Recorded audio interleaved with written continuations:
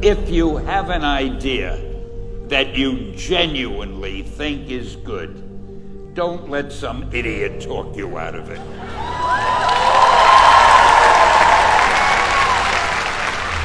We had already done the Fantastic Four and I think maybe the X-Men, I can't remember the order, but my publisher came to me and he said, Stan, I want you to come up with another superhero. So I said, okay, and I went home, and when my publisher said do something, I'd better do it because I wanted to keep my job. I thought, what can I come up with now? And the most important thing in a superhero at first is the superpower. Once you get that, everything else comes along. So I thought, what power will I give a new guy? And I saw a fly crawling on the wall. And I said, hey, if I could get a superhero that could stick to walls and crawl on them, man, that would be cool. So I thought that was good. Now I needed a name.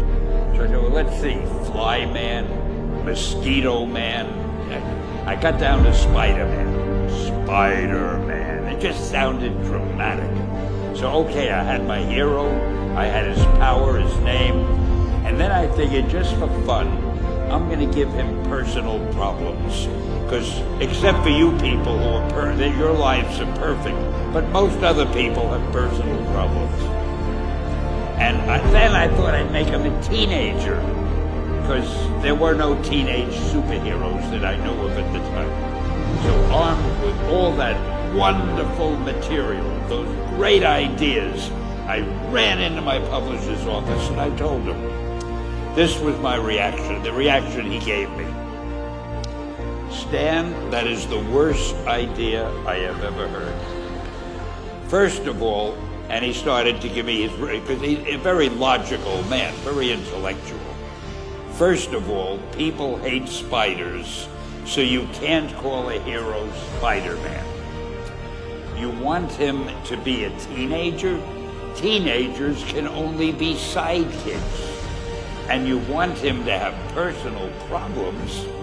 Stan, don't you know what a superhero is? They don't have personal problems.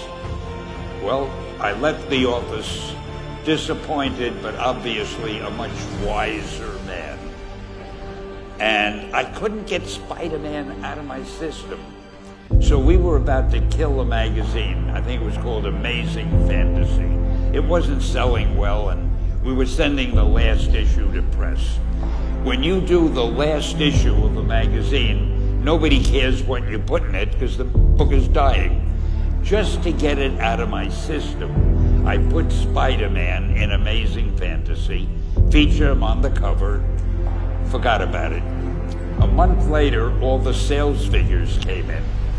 My publisher came racing into my office. Stan, you remember that character we both loved so much, Spider-Man? He said, let's do him as a series. Now, why am I telling you this?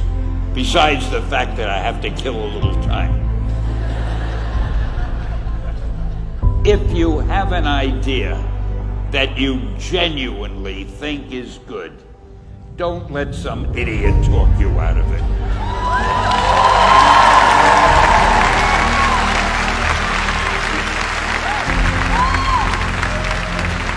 Now, that doesn't mean that every wild notion you come up with is going to be genius, but if there is something that you feel is good, something you want to do, something that means something to you, try to do it.